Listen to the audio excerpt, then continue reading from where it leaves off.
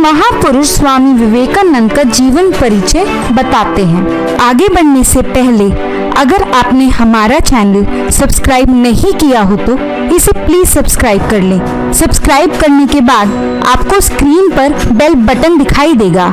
आप उस bell button पर क्लिक करेंगे तो आपको एक नोटिफिकेशन आ जाएगी। आप यहाँ पर ओके कर देंगे तो आने वाली सारे वीडियोस के नोटिफिकेशंस आपको यूट्यूब पे आ जाया करेंगी। स्वामी विवेकानंद ने भारत के आध्यात्मिक उत्थान मतलब स्पिरिचुअल एनलाइटमेंट के लिए बहुत कार्य किया। 19वीं सदी में भारतीय विद्वान रामकृष्ण परमहंस के शिष्य और भारतीय संस्कृति एवं साहित्य को विदेशों तक फैलाने वाले महापुरुष स्वामी विवेकानंद ने संपूर्ण विश्व में हिंदू धर्म के महत्व को बताया। उन्होंने गरीबों की सेवा के लिए रामकृष्ण मिशन की स्थापना की। उन्होंने देश के युवाओं में प्रगति करने के लिए नया जोश और उत्साह भर दिया। इसलिए उनके जन्म दिवस को राष्ट्रीय युवा दिवस यानी कि नेशनल यूथ डे के रूप में मनाया जाता है। आइए अब हम आपको उनके जीवन का संक्षिप्त परिचय देते हैं। नरेंद्र का जीवन ब्रिटिश राज में कलकत्ता शहर में 12 जनवरी 1863 को मकर संक्रांति के दिन हुआ था। जन्म के समय इनका नाम नरेंद्र नाथ दत्त था। प्यार से लोग इन्हें नरेन बुलाया करते थे। वे एक पारंपरिक बंगाली परिवार से थे और कुल 9 भाई बहन थे। उनके पिता विश्वनाथ दत्त कलकत्ता उच्च न्यायालय यानी कि हाई कोर्ट में अभिवक्ता यानी अटॉर्नी थे और माता भुवनेश्वरी देवी एक धार्मिक घरेलू महिला थी। उनके दादाजी संस्कृत और फारसी के विद्वान थे। घर में ही इस प्रकार के धार्मिक और शिक्षित माहौल ने नरेंद्र का इतना उच्च व्यक्तित्व बनाया। चलिए दोस्तों, अब स्वामी जी का बचपन और उससे जुड़े कुछ किस्सों को जानें। जब नरेंद्र छोटे थे तब वे बहुत शरारती हुआ करते थे। वे पढ़ाई के साथ खेल कूद में भी उज्जवल थे।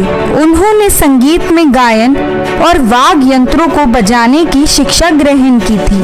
बहुत ही कम उम्र से वे ध्यान यानी मेडिटेशन भी किया करते थे।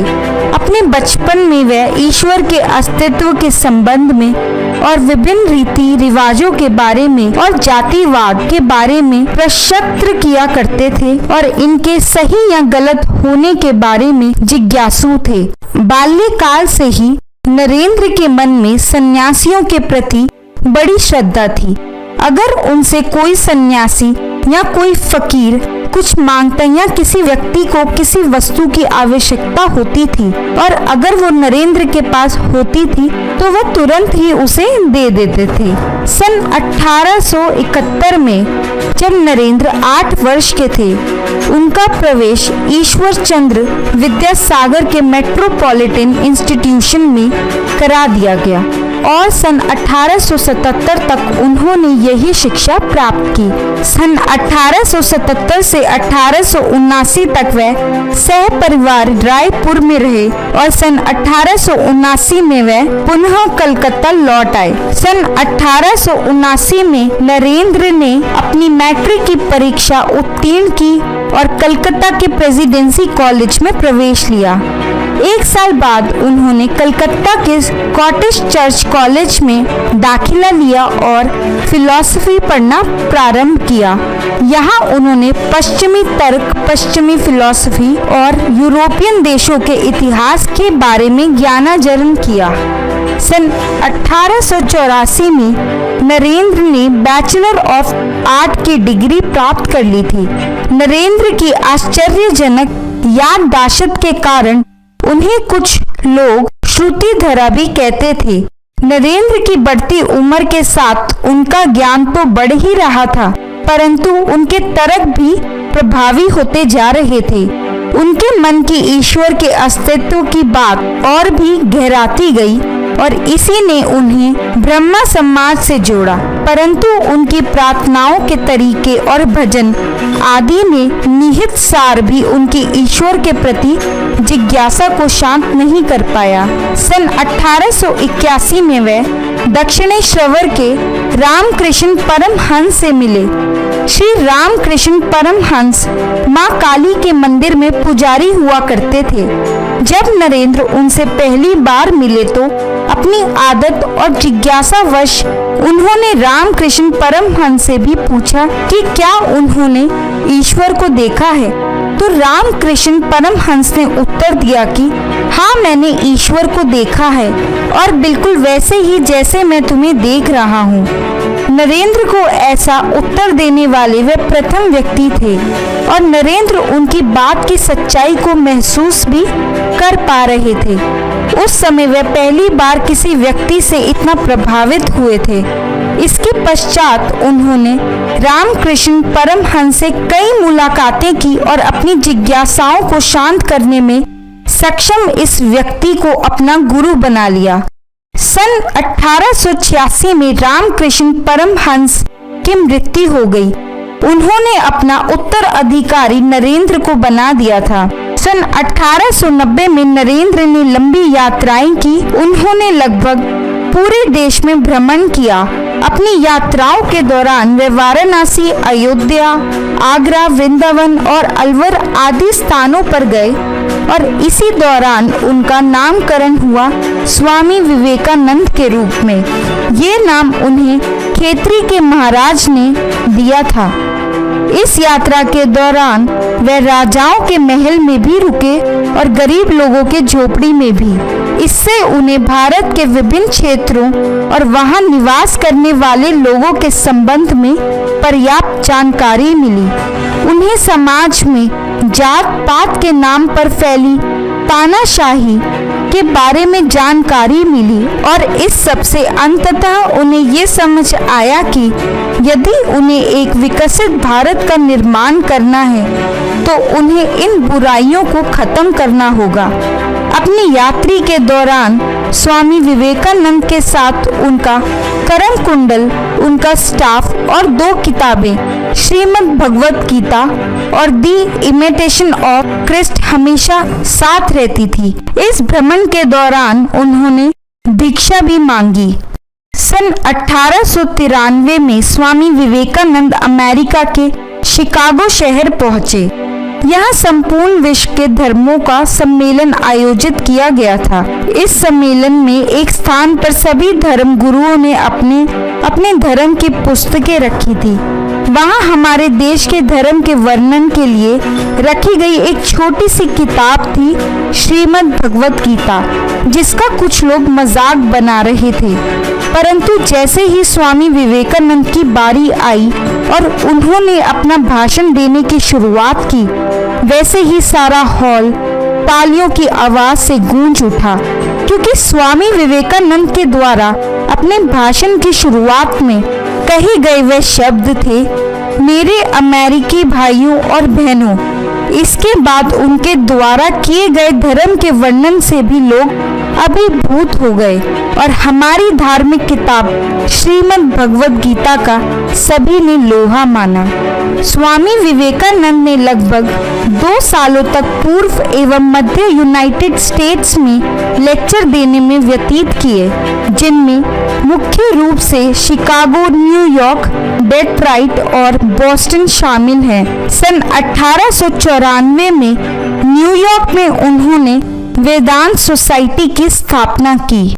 सन 1895 तक उनके व्यस्त कार्यक्रमों और दिनचर्या का असर उनके स्वास्थ्य पर पड़ने लगा था और इसलिए अब उन्होंने अपने लेक्चर दूर को विराम दिया और वेदांत और योग के संबंध में निजी कक्षाएं देने लगे। इस वर्ष में वह नवंबर माह में वह एक आयरिश महिला मार्गरेट एलिजाबेथ से मिले, जो आगे जाकर उनकी प्रमुख शिष्य में से एक रही और बाद में उन्हें भगिनी यानी कि सिस्टर निवेदिता के नाम से जाना गया।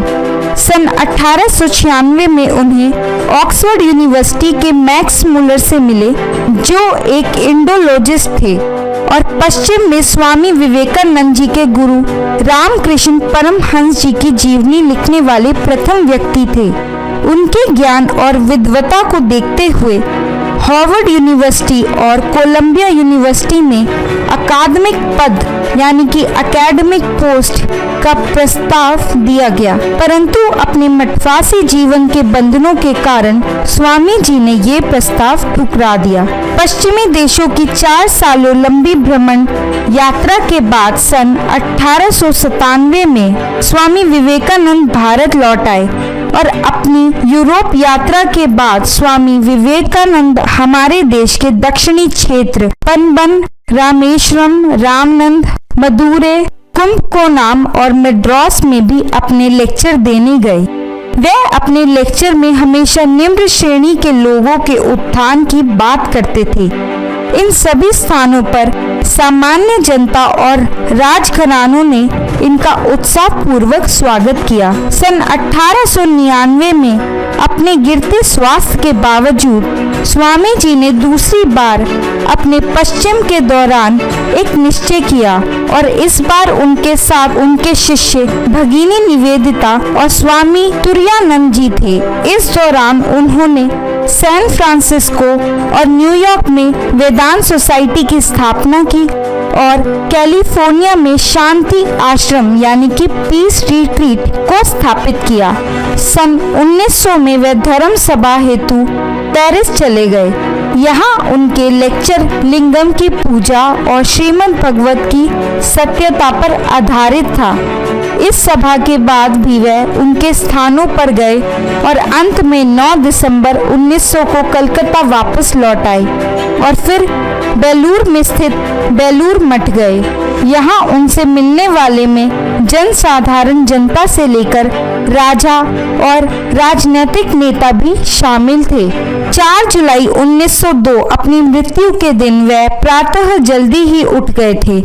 वे बेलूर मठ गए और वहां 3 घंटों तक ध्यान किया और फिर अपने शिष्य को शुक्ल, यजुर्वेद, संस्कृत व्याकरण और योग की फिलॉसफी का ज्ञान दिया।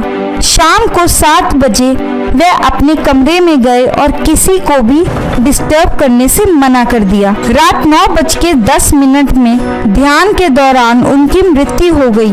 उनके शिष्यों के अनुसार उन्होंने महासमाधि ली थी।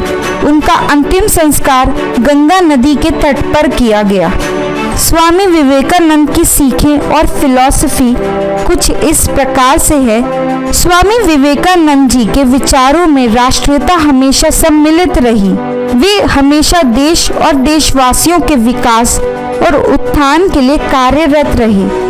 उनका मानना था कि प्रत्येक मनुष्य को अपने जीवन में एक विचार या संकल्प निश्चित करना चाहिए और संपूर्ण जीवन उसी संकल्प के लिए न्यौछावर कर देना चाहिए।